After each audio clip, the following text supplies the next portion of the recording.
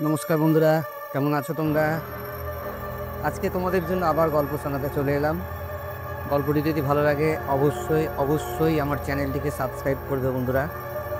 দেখ, আজকে যে গল্পটি তোমাদের শোনাতে এসেছি, নাম দাগ।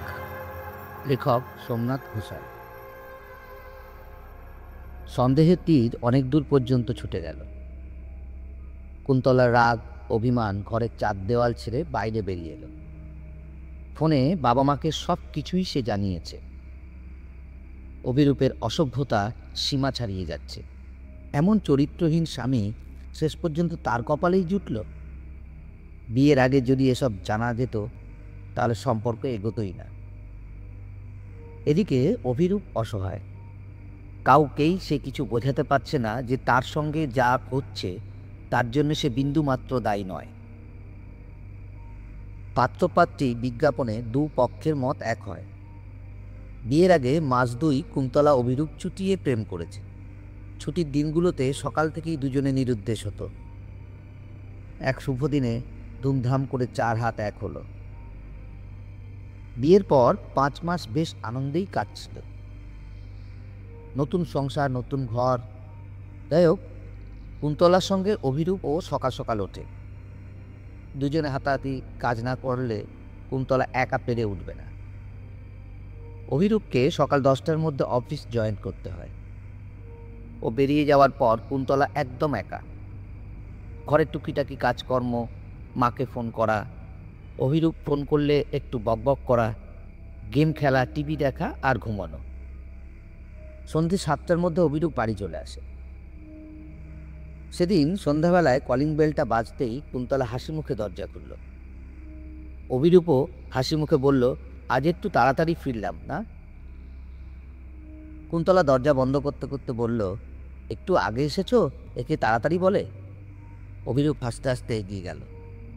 কুন্তলার হঠাৎ লক্ষ্য করল অভিরূপের জামার পিঠের দিকে কি যেন একটা দাগ লেগে আছে।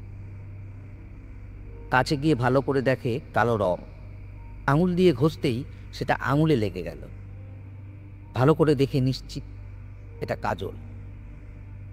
তা আবার পেন্সিলের কাজলের দাগ নয়, কাজল পরা চোখ মোছার দাগ, যা জামার অনেকটা জায়গা জুড়ে লেগে আছে।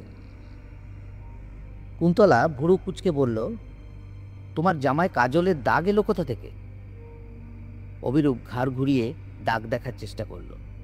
না পেরে গা থেকে জামা খুলে কাজলের দাগ দেখে অবাক হয়ে কুন্তলার মুখের দিকে তাকিয়ে বলল, এ দাগ কি করে এলো? কুন্তলা একটু গম্ভীরভাবে বলল, তা তুমিই জানো। সেই শুরু। এরপর থেকে প্রতিদিনই অভিরূপের জামায় কোথাও কোথাও চোখ মোজা কাজলের দাগ লেগে থাকে। এ থেকেই অশান্তির সূত্রপাত। অভিরূপ সবাইকে অনেক বোঝাবার চেষ্টা করেছে, কিন্তু তাতে কোনো ফল হয়নি। প্রায় সকলের একই সন্দেহ, এ নিশ্চয়ই কোনো নারী চক্করে পড়েছে। হঠাৎ করে অভিরূপের জীবনে এক অদ্ভুত সমস্যার সৃষ্টি হলো। সে কিছুই করেনি, কোনো নারী সঙ্গ তার করার কোনো প্রয়োজন নেই। যার ঘরে অত সুন্দরী বউ, তার অন্য নারীর সঙ্গে কোনো প্রয়োজনই নেই। তবু তার জামায় কাজলের দাগ। ঘর থেকে পাড়া, অফিস, বন্ধুবান্ধব, আত্মীয় স্বজন সবাই দেখছে জামায় কাজলের দাগ। সে নিজেও দেখছে। সে নিজে অনেক সাবধান হয়েছে, চোখ কান খুলে রাখে সর্বদা। কিছুতেই সে কাজলের দাগ জামায় লাগাতে দেবে না। কিন্তু ওই পর্যন্ত। কখন কে যে তার জামায় কাজলের চোখ মুছছে সে মালুমই পাচ্ছে না। লজ্জায় অপমানে কুন্তলার কাছে, সবার কাছে মুখ দেখাতে পারছে না। দিনে দিনে অভিরূপের জটিলতা বাড়তে লাগল। জামা ছেড়ে কাজলের দাগ এখন গালে, কপালে, মুখে, ঘাড়ে, হাতে লেগে থাকছে। মানসিক চিন্তায় সে ক্রমে দুর্বল, খিটখিটে হয়ে পড়েছে।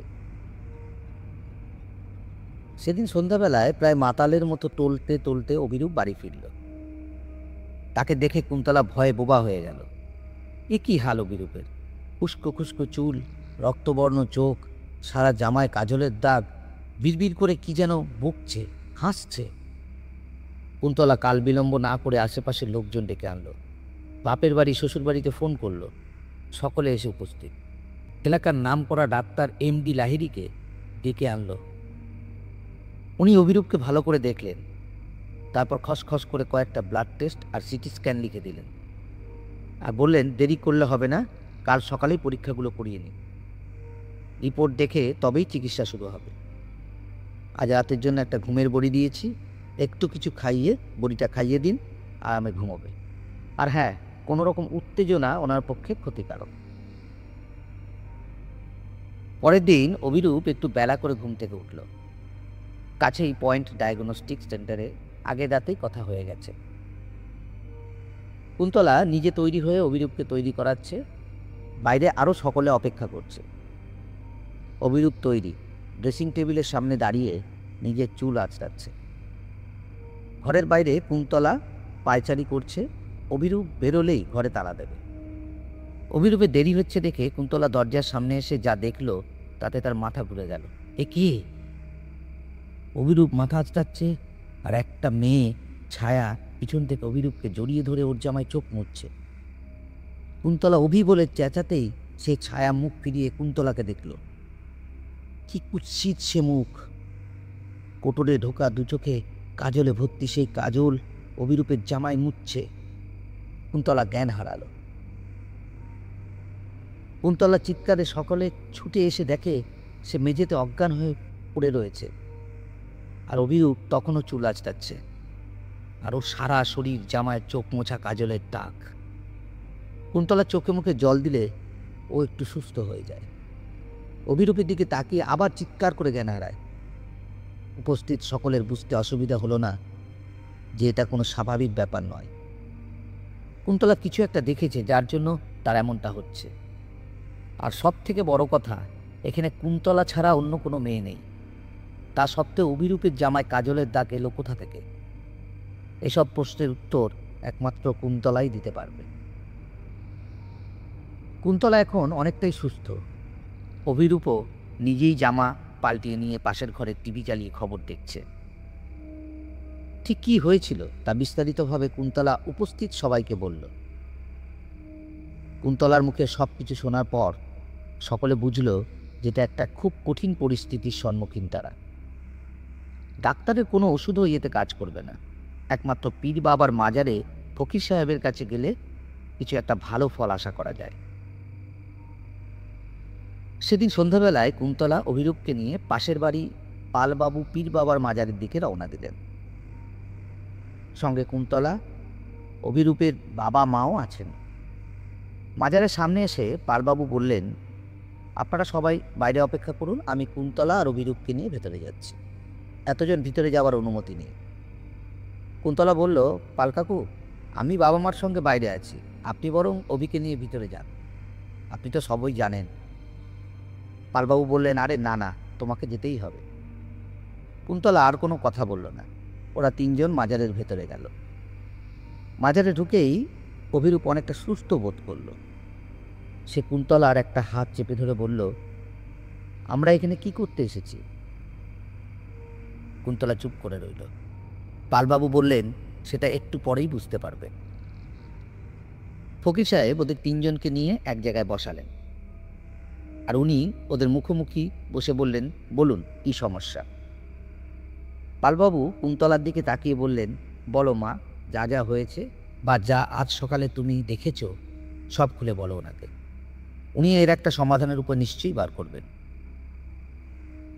কুন্তলা একটু চুপ থেকে বলল, আপনিই বলুন না, আমার শরীরটা ঠিক ভালো লাগছে না। তারপর একটু থেমে সে সমস্ত ঘটনা ফকির সাহেবকে বলল। কুন্তলার কাছে থেকে সব কিছু শোনার পর উনি বললেন, কাজল লাগানো কোনো জামা কি এনেছ? পালবাবু কুন্তলার চোখাচোখি হলো। কুন্তলা মাথা নাড়ল। পালবাবু ফকির সাহেবকে বললেন, না, আমরা তো কোনো জামা আনিনি। ফকির সাহেব বললেন, আনলে ভালো হতো। তারপর উনি অভিরূপের দিকে তাকিয়ে বললেন, আপনার কিছু কি মনে পড়ছে? অভিরূপ ঠোঁট উল্টিয়ে বলল, না তো, আমরা যে কী জন্য এখানে এসেছি সেটাই তো বুঝতে পারছি না। ফকির সাহেব বললেন, আপনার জামায় কাজলের দাগ লাগছে সেটা কি আপনি জানেন? অভিরূপ বলল, হ্যাঁ জানি, কিন্তু কি করে লাগছে বা কে লাগাচ্ছে সেটা বুঝতে পারছি না। ফকির সাহেব অভিরূপের চোখের দিকে তাকিয়ে বললেন, আপনি যে এখানে এসেছেন আপনার কেমন লাগছে, মানে আপনার শরীর কেমন লাগছে? অভিরূপ বলল, ভালো, বেশ ভালো লাগছে। ফকির সাহেব মাথা নেড়ে বললেন, বাহ, ভালো। এবার উনি কুন্তলার দিকে তাকিয়ে বললেন, আপনার কি শরীর খারাপ লাগছে? কুন্তলা চুপ করে থেকে মাথা নেড়ে বলল, না, ঠিক আছে। ফকির সাহেব অভিরূপ আর পালবাবুকে বললেন, আপনারা দুজন আমার পাশে চলে আসুন।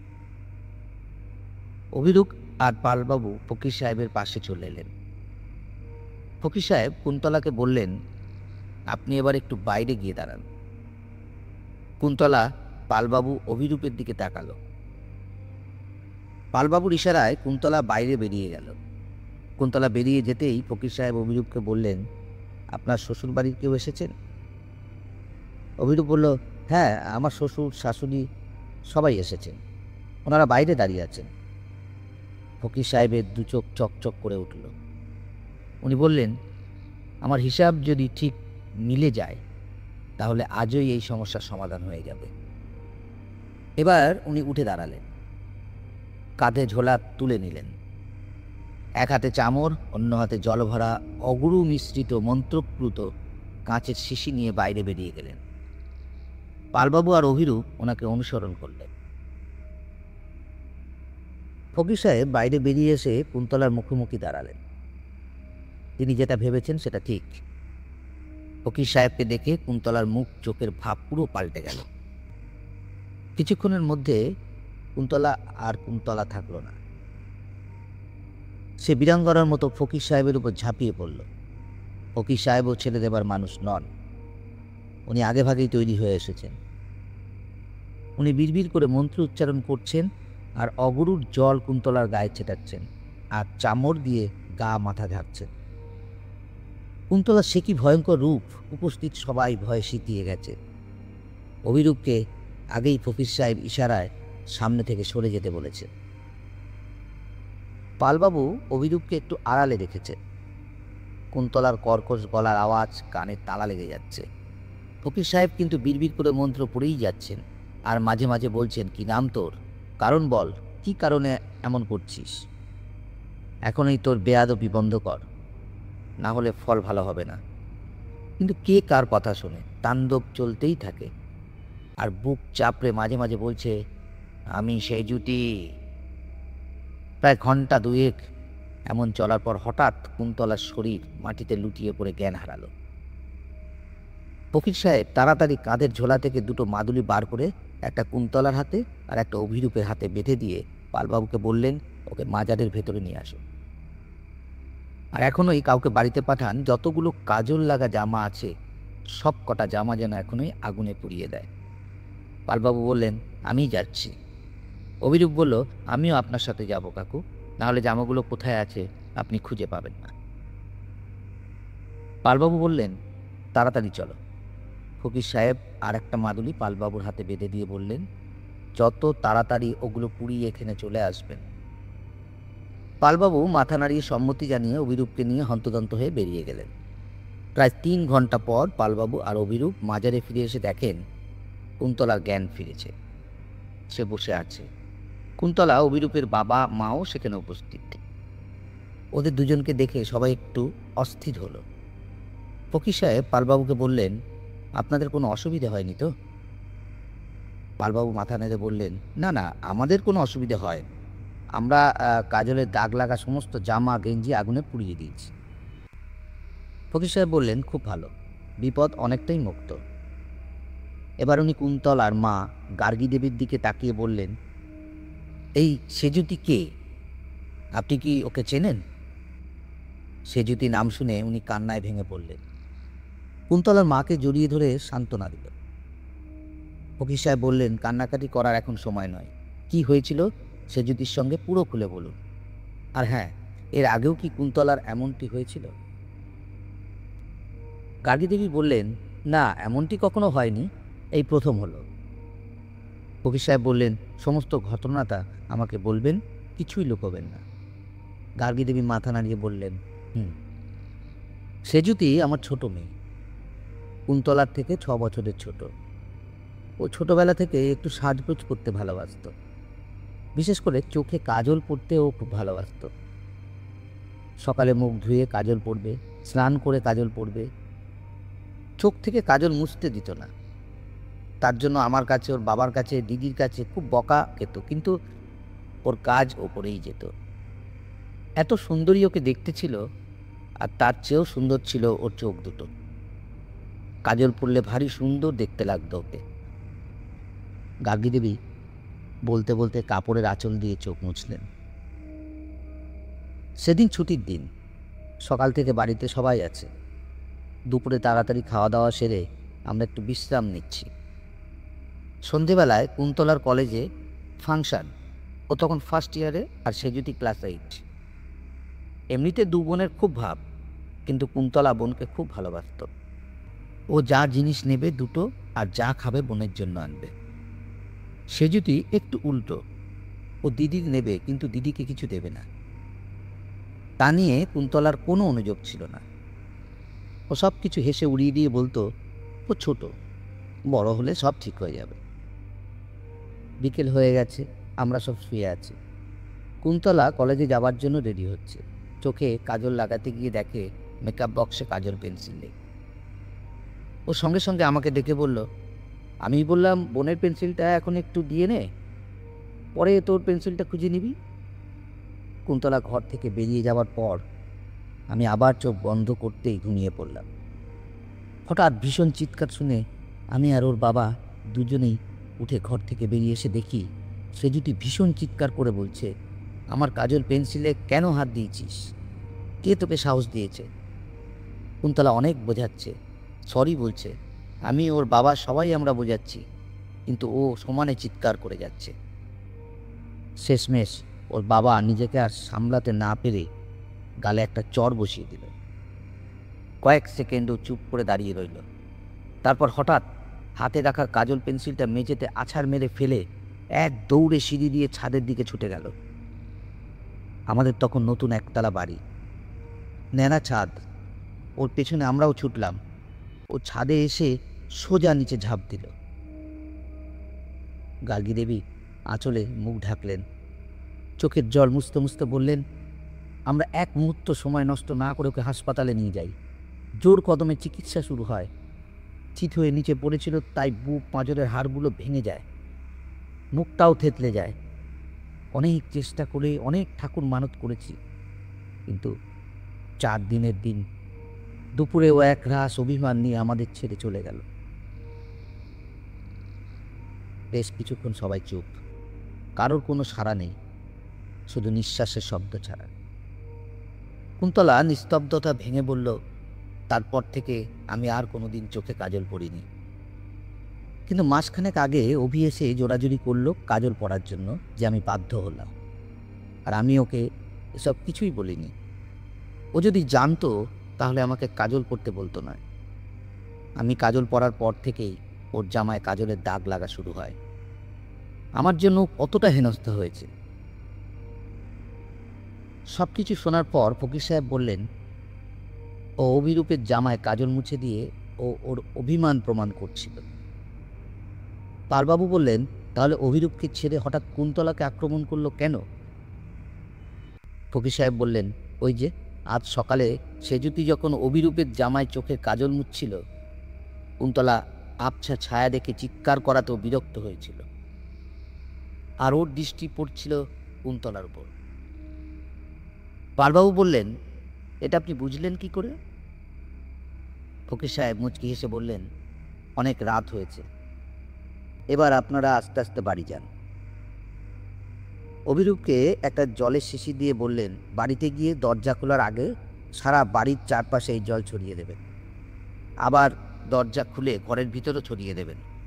আর হাতে যে মাদুলি বাঁধা আছে 21 দিন বাঁধা থাকবে, 21 দিন পর আমার কাছে আসবে।